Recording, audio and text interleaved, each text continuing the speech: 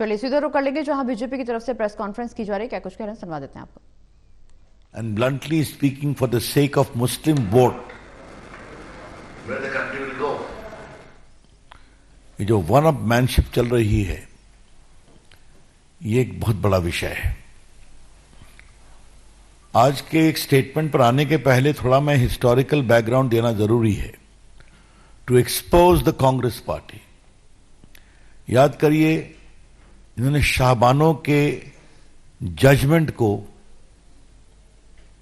पलट दिया था ना, और शाहबानो का केस क्या था, आज के देश के नौजवानों को ये जानने के लिए जरूरी है, वो जानते भी होंगे कि एक लगभग 70 साल की बूढ़ी महिला को उसके पति के द्वारा मेंटेनेंस नहीं दिया जा रहा था।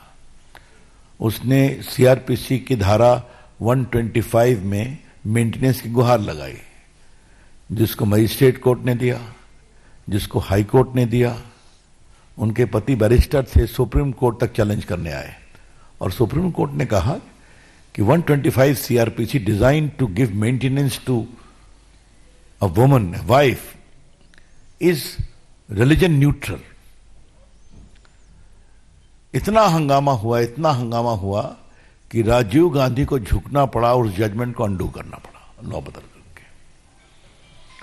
बहुत से पत्रकार मित्रों को मालूम होगा कि 3 तलाक का समाप्त करने का जो बिल था, देश के कानून मंत्री के रूप में मुझे लाने का सौभाग्य माननीय प्रधानमंत्री जी ने दिया था।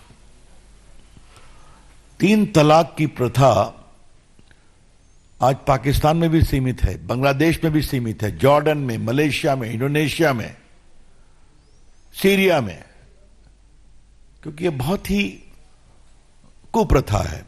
It is almost akin to a crime against the womanhood by just uttering talak, talak, talak, the matter ends.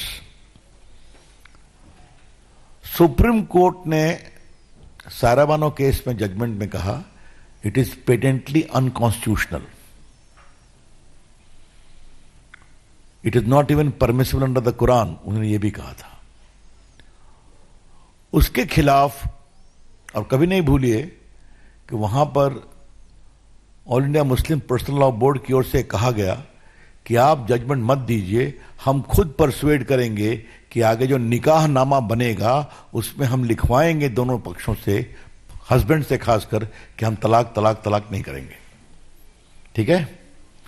और उसके बावजूद पूरे देश में कैंपेन हुआ। आज मैं आप लोगों को बताना चाहता हूं, और आपके माध्यम से देश को बताना चाहता हूं, कांग्रेस पार्टी की नेता सोनिया गांधी एक महिला है, टीएमसी की नेता ममता जी एक महिला है। इन सबों ने 3 तलाक को समाप्त करने के बिल का विरोध किया था। Women leaders who have otherwise long record of activism in public life, just for the sake of vote bank politics, 3 तलाक को समाप्त करने के कानून का भी विरोध किया था।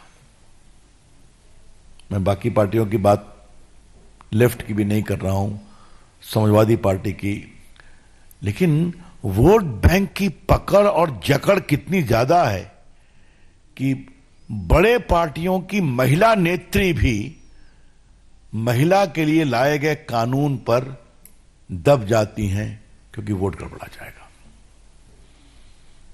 ये दूसरी कहानी हुई। बीच में कई और मामले आए हैं। अभी तक एएमयू में एससी एसटी को रिजर्वेशन नहीं है, मालूम है ना आपको? वो मामला कोर्ट में चल रहा है। देश कहां तक जाएगा, ये बड़ा सवाल है।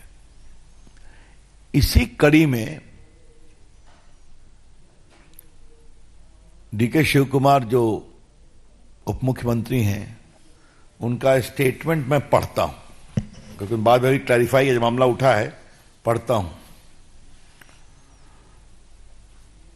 ये जब पूछा गया news 18 India diamond state summit पर, वो बोल रहे थे,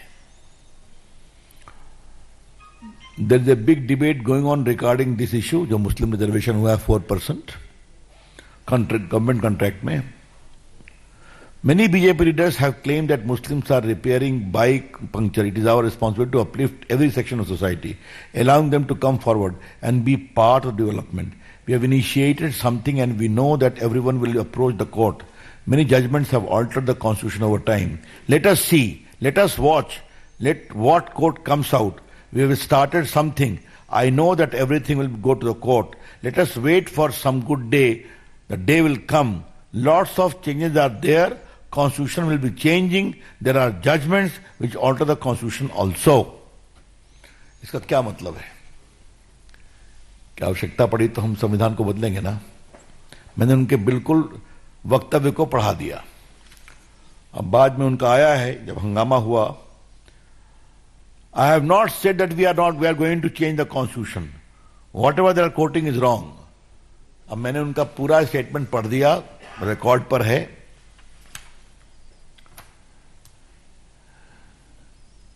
कहां तक जाएंगे आप? भारत के संविधान में religion based reservation is not permissible. आपको पता है, डॉक्टर अंबेडकर की उक्ति को भी हमने कई बार कहा है. अभी फिर पढ़ दूंगा. आप बैकवर्ड जो हैं, बैकवर्डनेस के आधार पर रिजर्वेशन देंगे. सीधा 4% मुस्लिम्स को हम दे रहे हैं reservation on government contract. It is simply not permissible, illegal, unconstitutional.